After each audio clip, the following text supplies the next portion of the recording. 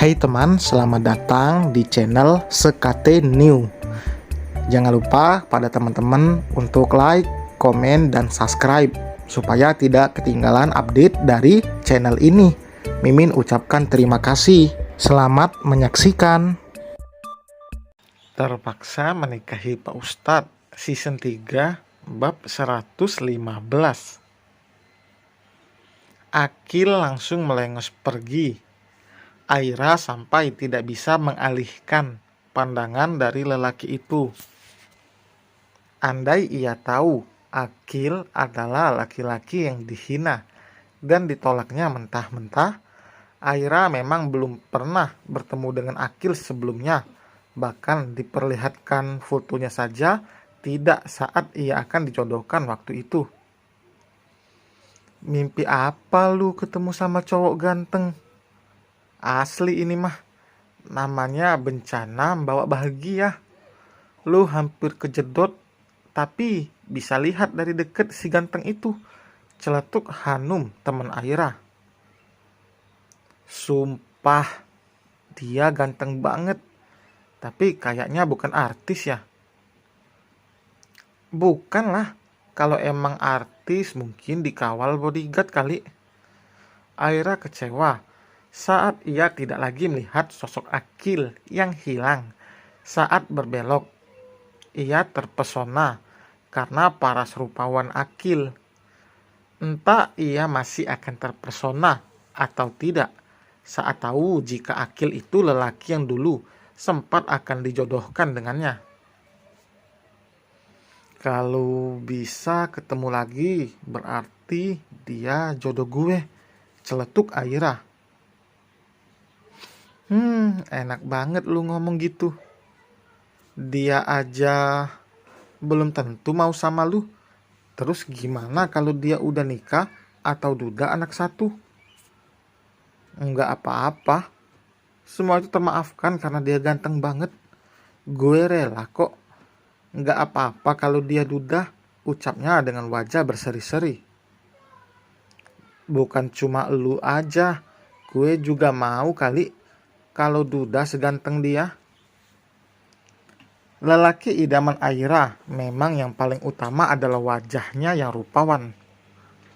Bukannya lebih utama itu mencari imam karena agamanya.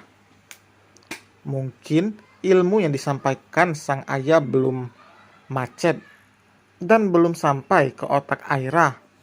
Makanya ia sampai seperti ini.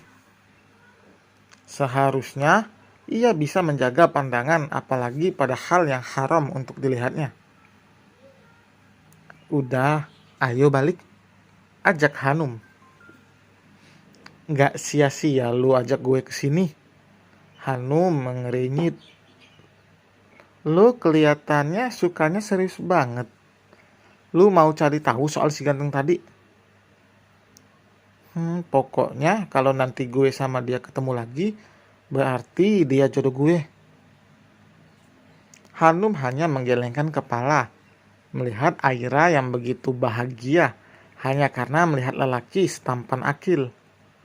Lelaki yang tampan memang banyak, namun yang memiliki aura yang memikat seperti Akil sangatlah langka. Melihat Akil sekali lirik saja bisa langsung jatuh hati.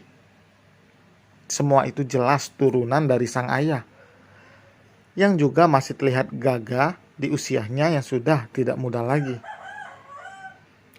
Jangan berlebihan, nanti kalau dia ada yang punya, sakit hati. Dalam banget tahu. Hanum memperingati. Bodoh amat, kalau ada yang punya, ya gue pinjem aja buat selamanya. Gila lu ya. Fiona menatap pantulan dirinya di cermin. Gamis berwarna lilac yang dikenakan terlihat begitu indah. Apalagi gadis itu sama sekali tidak memakai riasan wajah. Hanya tabir surya dan juga lip balm untuk membasahi bibirnya yang kering. Lihat, diri gue sendiri kok adem gini ya. Gue lebih cantik gini deh kayaknya. Fiona bermonolog tanpa menyadari jika Bi Ina masih di sana karena tadi Fiona memanggilnya untuk memastikan jika penampilannya tidak ada yang kurang. "Non-Ona emang lebih cantik kayak gini," puji Bi Ina. "Tapi aku masih belum percaya diri pakai ini, Bi," ungkap Fiona. "Pelan-pelan aja, Non. Nanti juga terbiasa kok." Fiona mengangguk. Ia lalu keluar dari kamar. Tidak ingin terlambat sampai di sana, apalagi sampai membuat Alika menunggunya. Sengaja Fiona bersiap lebih awal, agar ia bisa lebih dulu datang dari Alika. Bagaimanapun, ia harus menjaga pandangan Alika padanya. Jangan sampai Alika berpandangan buruk pada Fiona, meski sebenarnya Alika bukanlah orang yang seperti itu. Berbeda dengan hari-hari sebelumnya.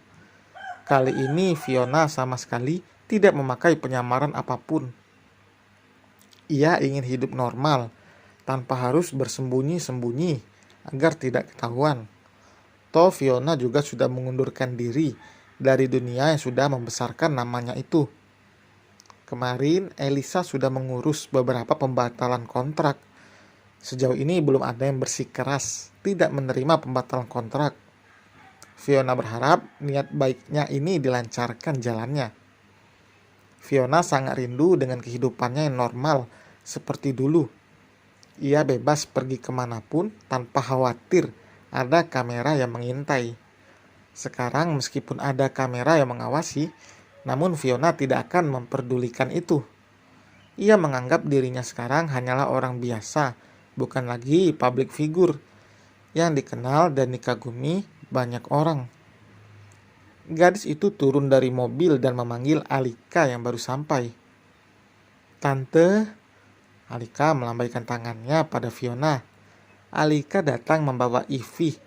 Awalnya ia akan membawa juga Bian.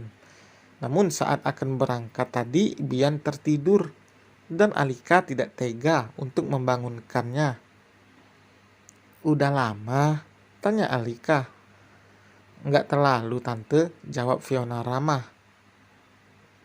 "Sayang, Mas masuk duluan ya," ucap Syafiq pada Alika saat dua orang pengurus masjid datang menghampiri Syafiq. "Iya, Mas."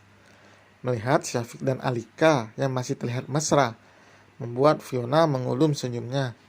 Entah kenapa ia suka melihat jika pasangan yang sudah lama menikah namun masih bisa bersikap romantis dan mesra pada pasangannya. Jarang memang yang seperti itu, karena kebanyakan pasangan jika sudah lama bersama pasti bersikap biasa saja. "Tante sama Om so sweet banget sih," celetuk Fiona. Alika tertawa. "Romantis itu bukan cuma punya pasangan muda aja," jawabnya. "Setiap hari manis gitu ya, Tan?" Fiona mulai penasaran dengan manisnya kehidupan rumah tangga Alika, karena orang tuanya bahkan tidak seperti Alika dan Syafiq. Emang harusnya tiap hari. Meski masalah kecil dalam rumah tangga gak bisa dipungkiri, tapi jangan sampai masalah di hari itu diselesaikan besoknya. Kalau bisa, selesaikan hari itu juga. Kita tidur sambil bawa masalah pasti gak enak kan? Fiona mengangguk. Apalagi kalau masalahnya sama suami. Sebagai istri kita harus pandai bersikap. Jangan sampai membuat suami marah. Alika menasihati sambil mereka berjalan masuk ke dalam masjid yang kini sudah mulai dipenuhi banyak jamaah. Alika bukan menggurui. Ia hanya menceritakan pengalamannya saja. Ia tidak ingin sampai Fiona sama seperti dirinya yang dulunya selalu membatas Syafiq. Tapi sedikit pun Syafiq tidak pernah marah atau membentak Alika. Syafiq selalu dengan penuh kesabaran memberikan pengertian kepada istrinya itu. Berhubung Fiona 11-12 dengan dirinya, maka Alika dari sekarang akan memberikan sedikit demi sedikit pembelajaran. Karena Syafiq dan Akil tidak sama, meski mereka ayah dan anak. Belum tentu Cara Akil sama dengan cara ayahnya untuk menegur atau memberikan nasihat. Namun jauh-jauh hari Syafiq selalu mengulang nasihat pada putranya itu untuk memperlakukan pasangannya nanti dengan baik. Jadikan ratu, bukan babu.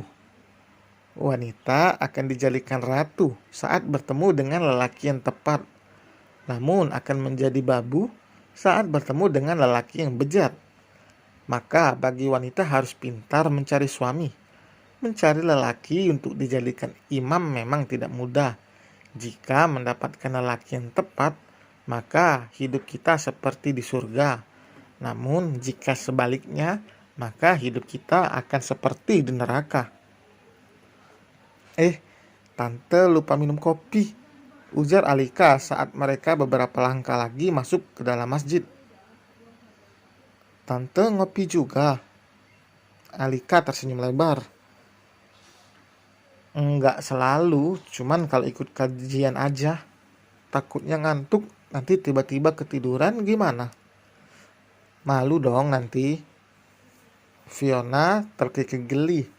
Ia berpikir sepertinya ia juga butuh kopi. Perdana Fiona mengikuti kajian seperti ini.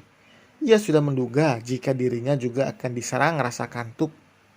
Karena masih dimulai setengah jam lagi, keduanya mencari penjual kopi yang kebetulan ada di sekitar masjid. Namun hanya ada penjualan kopi seduh, tidak ada kafe terdekat. Jikapun ada, membutuhkan waktu untuk ke sana. Bisa-bisa mereka ketinggalan mengikuti kajian. Awalnya Fiona ragu, namun ia tidak ada pilihan lain. Ia harus membiasakan diri dengan hal-hal sederhana seperti ini, karena ia melihat jika calon mertuanya bukan orang yang pemilih. Padahal Fiona tahu jika Alika juga bukan orang biasa. Suaminya seorang arsitek. Sudah jelas dia jika mereka adalah orang berada. Saat mereka sedang memesan kopi, tiba-tiba ada yang menegur Alika. Ibu 4 anak itu jelas kaget karena yang menegurnya itu istrinya Ustadz Ilyas. Alika yang sempat menghindar untuk bertemu, malah sekarang bertemu tanpa sengaja di sini. Tidak ada pilihan lain bagi Alika selain menyapa kembali. Ia tidak ingin terlihat julid apalagi di depan Fiona. Bu Hasna, kenalkan, ini Fiona, calon istrinya Akil. Alika memperkenalkan Fiona, membuat Bu Hasna kaget mendengarnya. Pasalnya, belum lama Aira menolak lamaran Akil, dan sekarang Akil bahkan sudah memiliki calon baru, bahkan terlihat sangat dekat dengan Alika. Fiona, Tante. Fiona mengulurkan tangan untuk menjabat tangan Bu Hasna. Bu Hasna tersadar dari kagetnya dan menerima uluran tangan Fiona. Tante Hasna. Sebenarnya Bu Hasna juga menyayangkan Aira yang menolak Akil. Padahal Akil adalah lelaki yang soleh dan bisa menjadi imam yang baik. Namun sayang, Aira sudah tidak mau mendengar apapun lagi. Bahkan Alika saja sudah membatalkan semuanya tanpa berunding lebih dulu. Bu Hasna sendiri ke sini. Aira nggak ikut. Tanya Alika basa-basi.